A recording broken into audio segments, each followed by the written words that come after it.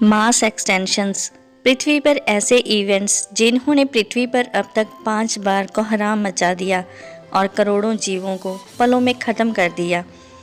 पृथ्वी के 400 करोड़ सालों के इतिहास में पृथ्वी पर कई बार जिंदगी नष्ट हुई है। किसी समय पृथ्वी पर इतनी ज़्यादा प्रजातियां पाई जाती थी कि हम उनका अनुमान भी नहीं लगा सकते। हर मास एक्सटेंशन में लगभग 80% प्रजातियां बिल्कुल ख़त्म हो गई हैं।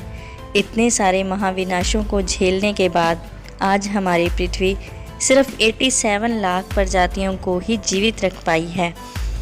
ऑर्डोविशियन साइलोरियन एक्सटेंशन, ये मास एक्सटेंशन पृथ्वी पर आज से 44 लाख साल पहले हुआ था। पांचों मास एक्सटेंशन में से ये दूसरा सबसे बड़ा विनाश था। हम जानते हैं कि आज से करोड़ों साल पहले पृथ्वी की ज़मीन अलग अलग कॉन्टिनेंट्स में ना होकर एक बड़े लैंडमार्क के रूप में थी, जिसे गोंडवाना आइसलैंड कहते हैं। उस समय पृथ्वी के कुछ क्लाइमेटिक और ऑर्बिटल चेंजेस की वजह से आज के नॉर्थ और साउथ अमेरिका की ज़मीन के पास मौजूद समुंदर में बर्फ़ जमना शुरू हो गई। उस समय पृथ्वी जिस कंडीशन में सूरज को ऑर्बिट कर रही थी, उससे पृथ्वी का टेम्परेचर लगातार कम होता चला गया और ये जमती हुई बर्फ़ से तापमान और कम हो रहा था।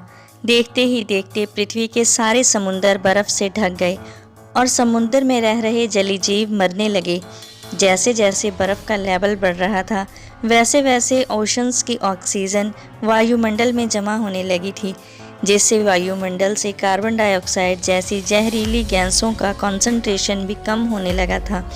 ये सभी ग्रीन हाउसेस गैसेस पृथ्वी का टेम्परेचर मेंटेन रखती थी, लेकिन वायुमंडल से इनकी कंसंट्रेशन कम होने की वजह से पृथ्वी का टेम्परेचर और भी कम होने लगा।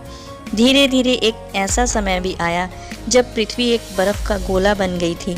ये एक आइस एज की शुरुआत थी जो कई हज़ारों सालों तक चला था।